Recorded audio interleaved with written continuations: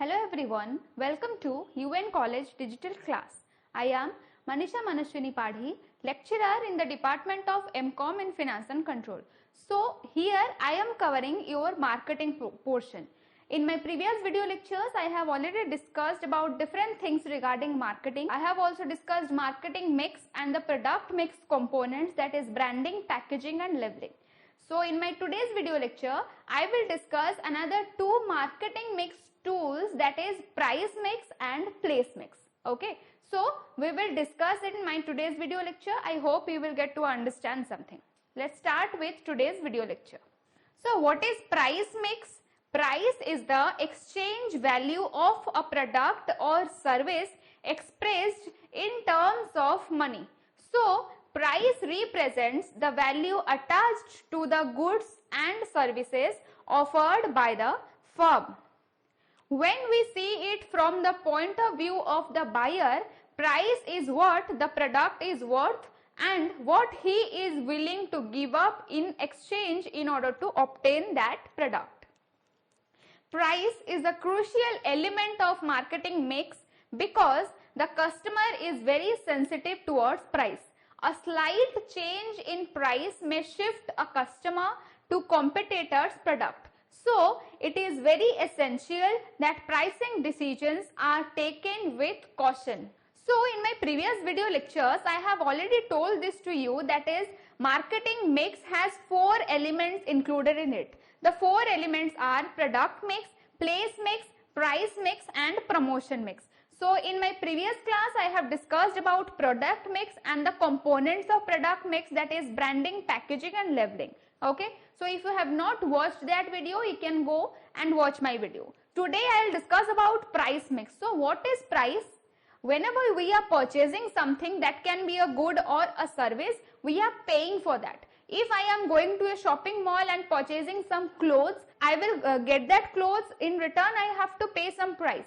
If I am going to a restaurant for having dinner or lunch, I'll avail the service, and for that purpose, for that service, I have to pay some price. Okay, so price is the amount which is paid by the consumer for obtaining the product or for enjoying the service. So price mix, the decisions regarding price mix is very important because a slight change in the price can deviate the customer to our competitor's product. Okay, so we can take an example like if I am doing a textile business. Okay, a consumer came and he wanted a denim to purchase. I showed him some denims and he has the budget of 1000 rupees and the denim I showed that was of 1100 rupees. Okay, so he went to my competitor and at his shop he found that denim at 900 rupees. So obviously he will purchase my competitor's product. He will not purchase my product because I had more price written on that product. Okay, so price mix, the decisions of price mix is very important and this should be taken very consciously, with the very caution. Why? Because consumer has a picture in its mind, that is how much price he wants to pay for that particular product. Okay, he will not pay anything more above that product. Okay, so that is what price mix says, that price mix is the amount, price is the amount which the consumer wants to pay for a particular product. So here there are some pricing objectives. Why pricing is to be done? What is the objective? What is the target of pricing? Why pricing strategies are needed? This is because here first point is to achieve target return on investment. So whenever a business person starts a business, he invests something in that business. If the investment amount is 1 lakh rupees, so the first objective of that businessman is to get that 1 lakh rupees returned. Okay, once the return on investment is got by that particular businessman, then the target is to earn profit. So the first pricing objective is to achieve target return on investment.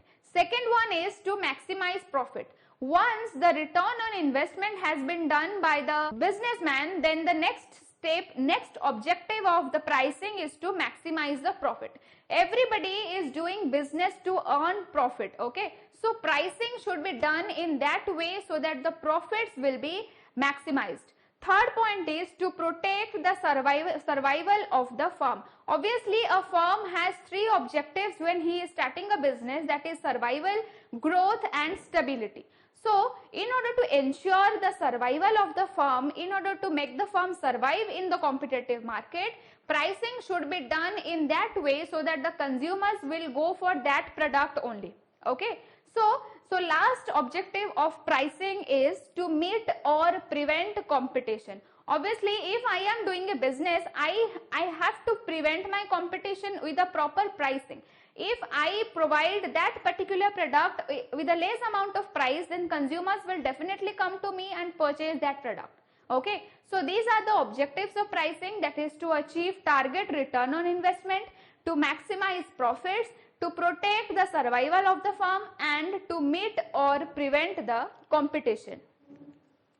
Here there are some factors which determines pricing. In order to decide the price of the product, there are certain factors which we have to understand, we have to take into consideration before deciding the price of the product. So the first one under the factors is pricing objectives. The objectives of the firm influence the pricing of its products. If a firm aims to maximize profits, then it will try to charge higher price. If its objective is to increase market share, then the prices will be lower. So, if a firm wants to make only profits is the target motive, then the pricing should be higher. Okay. But if the businessman wants to capture the market share, what does it mean? Capturing market share means creating a consumer base, creating a higher consumer base. Okay. So if a businessman wants to capture the market share, then it has to make the price lower so that the consumers will come to him and purchase the product. So pricing objective is a very important factor for determining the price of a product. Next one is product cost. Obviously, the cost of a product is an important element in price fixation. Every price should cover the cost incurred on a product. The cost consists of fixed as well as variable cost. So the cost of the product influences the pricing strategy. Obviously, when I am producing something, I am trying to produce a unit of soap. Okay. So for production of that particular soap, I have incurred a lot of costs like fixed cost and variable cost, etc. So when I am doing the pricing, when I am going to set the price of that product, I have to think of my cost. Okay. So if I have spent 20 rupees regarding the cost of that particular soap, then I have to make the pricing higher than that particular cost. So the cost is 20 rupees. So I have to think I want 5 rupees as my profit. So I will keep 25 rupees the cost of the product. Okay. So the pricing will be at 25 rupees.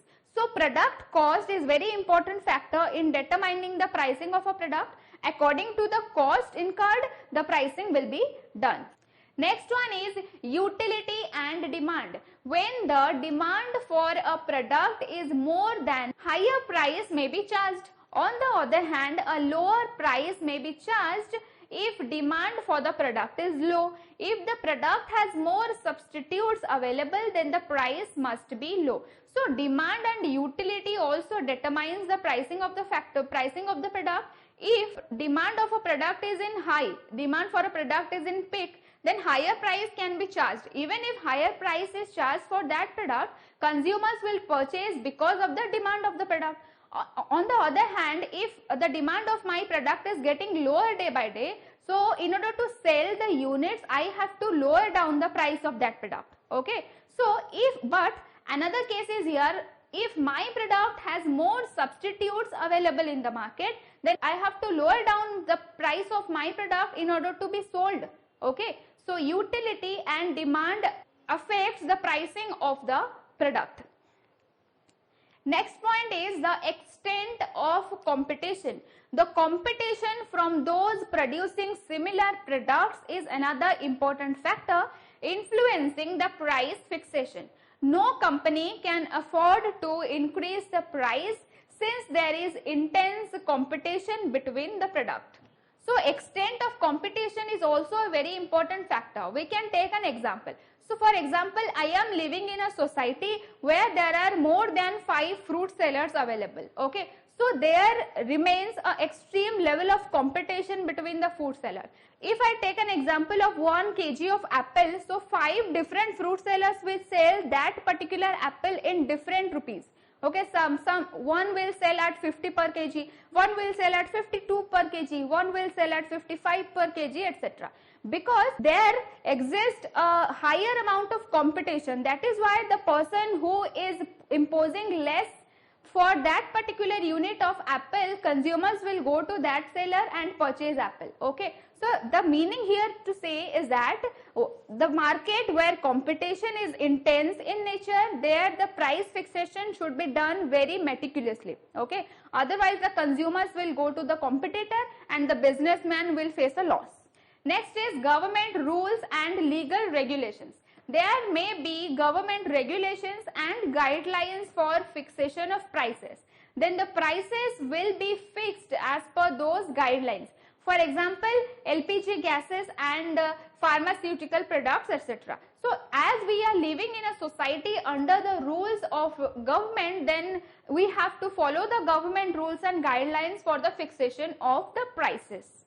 So this is what price mix is. In order to decide the price of a product, we have to think of many type of factors available in the market. That is our pricing objective and the cost incurred, what is the level of competition in the market, what are my targets. If I want to diversify business, then I have to decide pricing regarding that. If I am doing seasonal business like business in the times of Diwali or business in the times of Holi, then I can charge higher price because I am doing seasonal business. Okay, I don't have long run objectives. Okay, so this is how pricing should be determined. This should be done very cautiously, otherwise the units will not be sold and the businessman will suffer a huge amount of loss.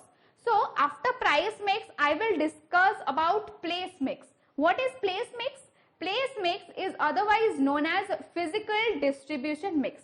So place mix incurs all the steps through which the product reaches to the consumer. From the manufacturer to the consumer, in order to reach to the consumer, the product has to go through many stages. Okay, from the manufacturer, it is being sold to the wholesaler. Wholesaler sells it to the retailer, and finally retailer sells the product to the consumer. So the different type of levels are there. We will study this one by one. So let's start with place mix or physical distribution mix. Physical distribution mix or place mix. In the context of marketing mix, place refers to a set of decisions that need to be taken in order to make the product available to the customer. Obviously, the target is the customer. So the product should be available with the customer at his doorstep. Okay. So the effort should be to make the product available to customer at a right time, in right quantity and at right place. So this includes the set of instructions that takes place to make the product available available with the consumer. For example, a consumer needs a toothpaste. Okay, so he will not go to the factory to purchase 1 unit of toothpaste, obviously. So the producer purchasing the toothpaste have to make available the consumer with the toothpaste. So how it will be done? The producer will sell it to the wholesaler. Who is a wholesaler? Wholesaler is the person who purchases goods from the producer or the manufacturer in bulk quantities. So the wholesaler acts as a middleman, acts as an intermediary between the producer and the retailer.